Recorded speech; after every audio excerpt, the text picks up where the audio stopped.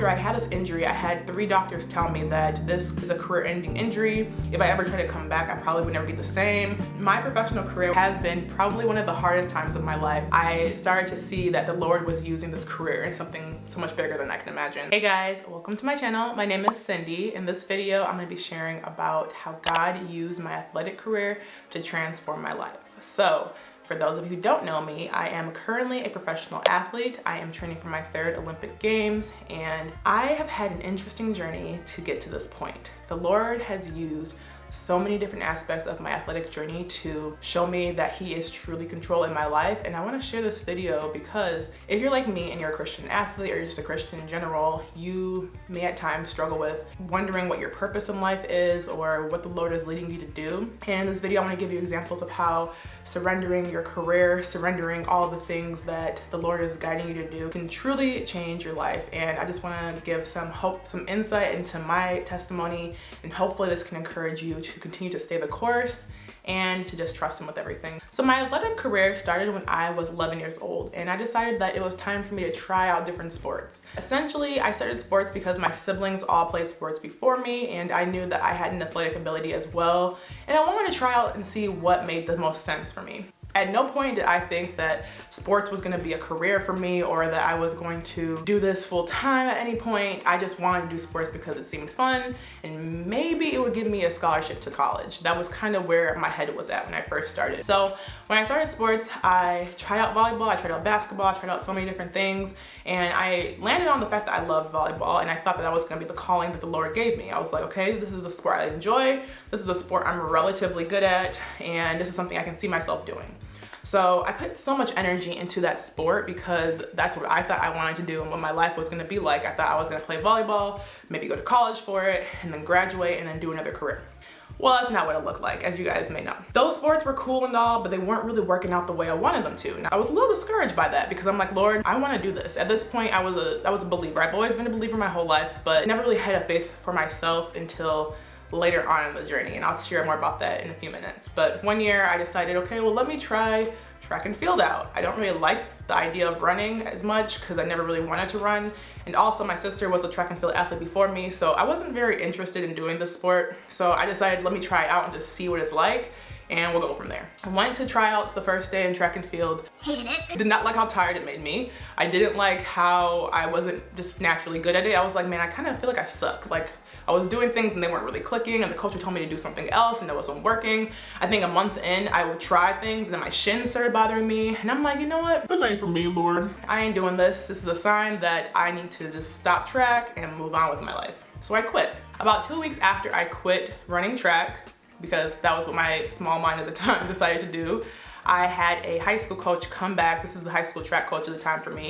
She came back, called me and said, hey, you need to come back out because I saw something in you that I think can make you go really far in the sport. Mind you, I didn't really see what she saw. I was like, I don't know what she's talking about. I sucked. This was very difficult for me. So I'm not really sure why she's telling me I should come back, but I guess I can try it out one more time. And I want to take a pause here and say that the Lord will sometimes use people in your life to bring you back to the plan He has for you. If you're trying to move in a different, path than the Lord wants you to go, sometimes He'll use people along that journey to tell you, hey, I don't think you should be doing this, or hey, I think you should consider doing this. And sometimes take that into account. You never know what the Lord's doing in that process. At the time, I didn't think that it was anything big. I thought that, okay, maybe I'll just try it out one more time and see, and then prove to her that she was wrong. It wasn't really me thinking, hey, the Lord actually might be using this woman's advice for something so much bigger than I can imagine. Fast forward to the next year.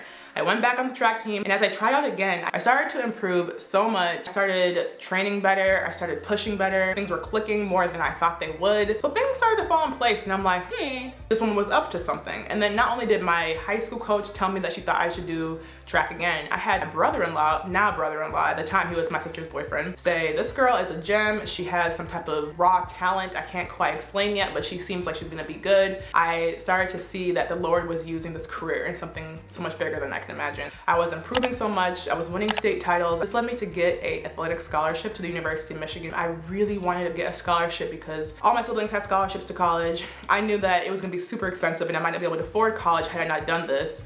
And I knew this was a ticket to getting my education, which my parents really instilled in me. That was the number one thing, was getting an education. Essentially, I went to the University of Michigan on a full ride scholarship and got there. Things went well. I had ups and downs. Obviously, nothing was straightforward. Went in, won Big Tens multiple times, won nationals. I did a lot of things that I would never thought I would do. From where I started and how bad I was to where I got. At the end of my college career, I got offered from Adidas a contract that was a very good contract, y'all. I didn't expect to run professionally until like the last year of college or two. And when I tell you, this came as a shock to me that this was gonna be a professional career. I kid you not. It's not something I dreamed of. I was never the kid to be like, I wanna do this and do that. I just thought that I'd get to college and that'll be it. So for me to get to this point, it was really, really cool. The Lord used that time of my childhood of just like tugging with other sports and trying to figure out like, what is my purpose? Why am I even playing sports, to getting me to a professional contract was something so big and something I couldn't have done without him. All right, so now we're gonna fast forward to another season of my life that got really difficult. As soon as I graduated college, I expected my professional career to go smooth sailing and for everything just to kind of be like, this perfect letter written of like, the Lord brought me here, so therefore things are gonna be amazing. That, my friends, was not the case. My professional career has been probably one of the hardest times of my life. There's been so many parts of it that's been difficult, but the biggest thing that really kind of propelled my professional career to something that I didn't expect was my Achilles rupture. So in 2017, right after I graduated college, I ruptured my Achilles tendon, and this was a very, very difficult time for me. I spent a lot of time asking the Lord, why would you bring me this far and like show me I'm supposed to be doing this and let me go through an injury that is so hard? Essentially, after I had this injury, I had 3 doctors tell me that this is a career-ending injury. If I ever try to come back, I probably would never be the same.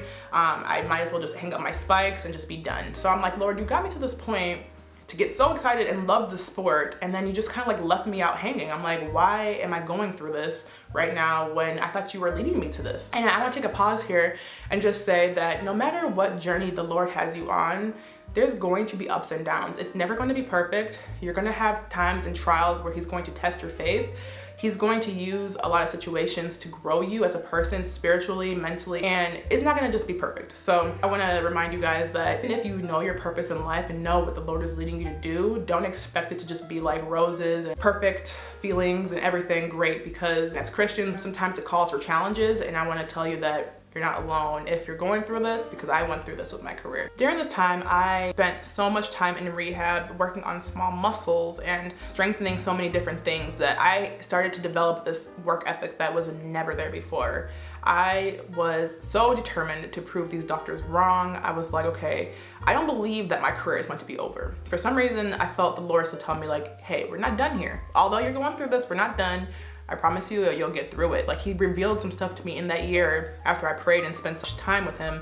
He was like, hey, even though this is hard, you're gonna see eventually why I had to have you go through this. And so after I heard those things from the doctors, I was like, yeah, I don't believe you guys. I don't think that my career is over. Thank you for your input, but this is wrong. So I decided to prove them wrong. I remember being on a bike at PT one year, watching the 2017 World Championships that I desired to go to so bad. It was in London, and that was like the home championships for me, and I didn't go there. And I remember watching it on a bike, being like, why am I not here? It's like instilled something new in me, a drive that I couldn't even like create myself.